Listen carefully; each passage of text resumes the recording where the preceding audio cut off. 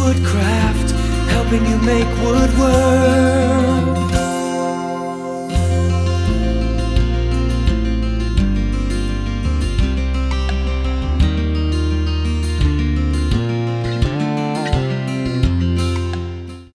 So, go ahead. If you're going to let your bandsaw sit for a while, I mean, you know, if you're using it every day, you're going to use it next morning, do you let the tension off the blades?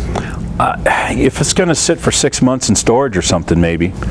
I've talked to a number of pretty experienced woodworkers about that issue as well, because there was a big push about these Carter detensioning arms, if you will, and a lot of companies make it standard on their bandsaws. And for those that don't know what we're talking about, this arm right here just took tension off that blade.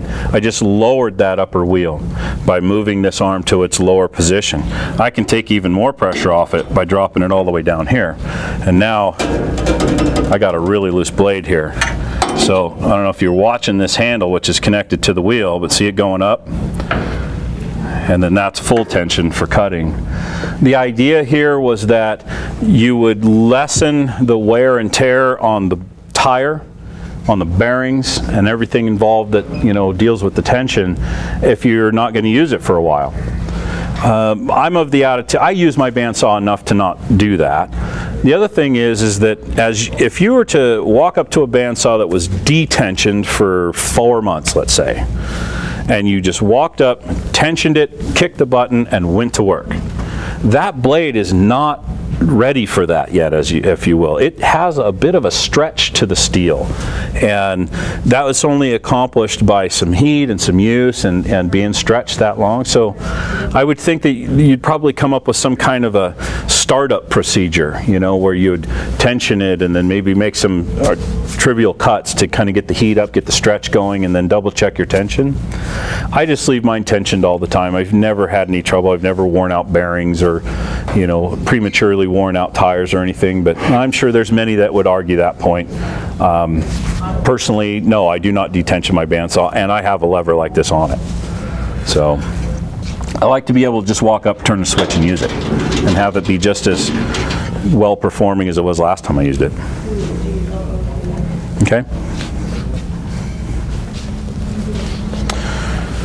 So let's assume that we've replaced the blade, we've tensioned it first, then we've set up the guide system, and everything is a-okay, ready to go. We've done a little visual here. Thrust bearings touching every once in a while, the roller bearings are touching every once in a while, we seem to be running free. We can do a quick little test here. Everything looks good. So now I want to set the drift angle on my fence, because I want to do some resawing and I want it to be the same thickness on both ends of the board. So what I need to do is give myself a reference as to the drift of this blade. And the last thing in the world you'd want to do is say, well, I'll just make the fence parallel with the miter slot like I do on my table saw. It's different. On a table saw you have a flat blade. It's presenting that reference of straight, if you will. Bandsaw blade's not the same. It's going to drift left or right depending on its make. So, and the blade has no idea where that miter slot is, so it's really an irrelevant reference.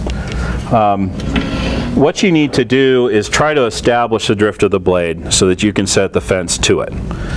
And one way to do that is to just take a board, 18 or so inches long, the good straight edge on it, that's important, and then draw yourself a line equidistant to that edge so that it's parallel to that edge.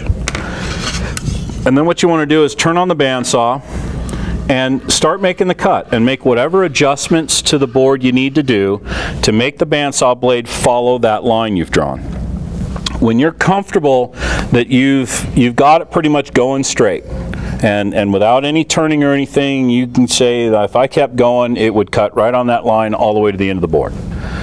When you're there, say halfway through the board, and you're comfortable that it's going to keep cutting that direction, you just hold the board, don't move it, shut the machine off, let it coast to a stop, and then you have this perfect reference to what the drift of your blade is. You simply bring the fence up to it, match it up to the edge of the board that you've cut.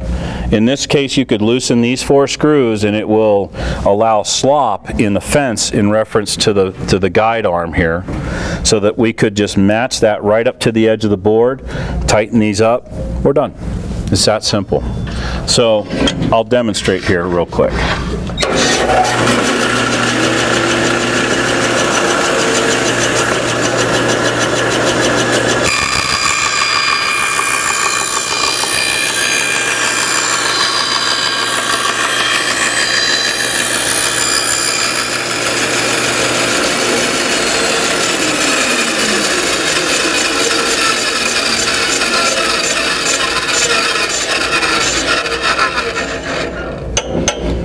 And then notice I've got the guide bearings raised up a little bit here. And right now I have a wedge of about 1/4 inch at the back and I'm touching at the front. That's how far out this fence was to this blade as we came up. Okay, so I loosened it before the show, but just to show you. And sometimes it's interesting to see how far out, you know, they are. There's been times when certain blades have me, you know, 4 or 5 degrees out of parallel, if you will, to the miter gauge, but I'm gonna back this guy off a little bit. And again, we just want to bring it up so now it's kissing the board all the way down. And then I just retighten these.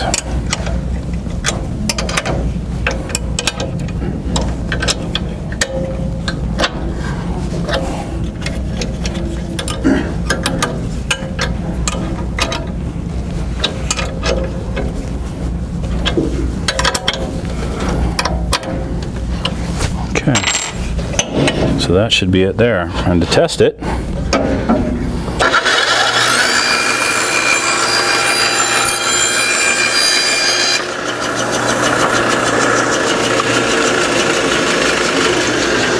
no pencil line.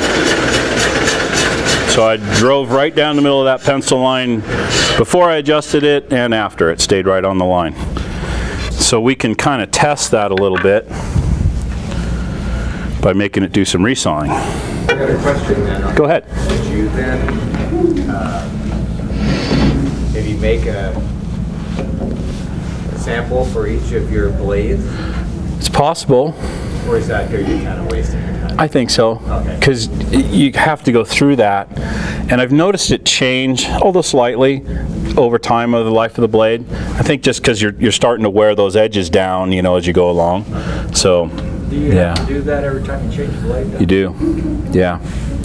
Because there's so many factors, you know, where you are on the crown of the wheel, that your guide system is what it should be, the possible wear on the blade, you know, and some people would say, well, if I buy the exact same blade I bought last time from Timberwolf, same size, same pitch, could I expect them to be the same? I think you probably already know the answer. You can't, because if you knew they were made one right after the other, you might be able to, but you don't know, you know. So, and like you just saw, it doesn't take a whole lot of time to set it up for that drift. But unless you make some adjustment to you know, the tension or whatever else, you can pretty much guarantee that you could run several pieces right through there. Absolutely. It'll be the same. Yes, yes. I've got a 3/4 inch Timberwolf blade on my bandsaw at home, and I do a fair amount of resawing almost daily sometimes, and I haven't moved it in months. So, yeah, it should stay. Like I say, you'll see a slight variation as it gets older, but... So this guy, I'm going to cut, let me make sure that my fence adjustment is accurate. And it's pretty close, but not too perfect. So Denny, what length of time would you go with the same blade before you would look at doing this procedure? You know,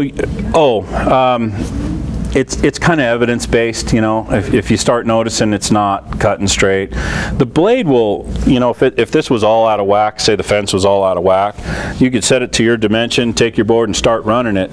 What'll happen is either the blade will start trying to turn away or turn in. It'll force a wedge. It'll essentially stop itself because it's trying to cut this way and the board is coming up against the fence. You'll know it, is the short answer. Okay. You'll know it real quick.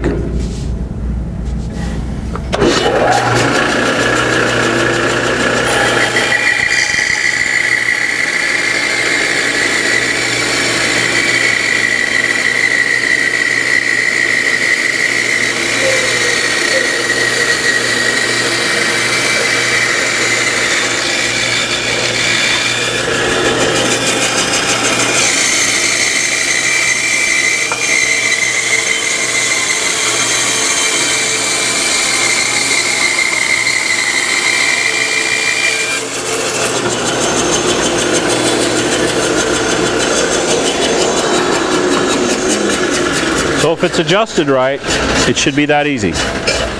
And we can double check that our about 15 there. The telltale signs for when the blade starts wearing out. Burning, you know, and it can start to Circular saw. pretty much, and it'll start to pull to one side or the other, I think sometimes. So, but the burning. What's the significance of the number of teeth per inch having the blade that you're cutting? On the surface, just the roughness or smoothness and speed of the cut. But there's a lot more factors involved in what you're asking about. The pitch, the rake, the amount of tooth per inch, the thickness of the blade, the width of the blade, all play a part in the results of your cut. And you really need to match the exact blade style with what you're doing. Is it, you know, are we cutting strips of poplar that are 1/4 inch thick, or are we cutting 6-inch wide resaw of some hard maple? Those would have completely different blades that you might want to use for them. And then another significant determination of what blade you should use, if in fact you're cutting, you know, curves and things, the narrower the blade will turn a tighter radius than a wider blade will. So that'll play a part mechanically. It's another thing, since we're kind of getting into it too. A lot of bandsaws like the Rikon come with this little bar that they would have you mount to the center of the fence. There's a slot for it here on the Powermatic as well. And that's for, you know, something maybe about the size of my finger to sit here. And they call it a resaw bar. And it's really to try to keep you from having to adjust your fence. Or let's say that you had a curved piece and you wanted to take an equidistant cut and follow that curve. You could do that with the resaw bar. But really, adjusting your fence to the drift of the blade is the way to do that properly. That little bar, in a lot of cases, just, you know, doesn't really have a place. It's kind of a cop-out a little bit.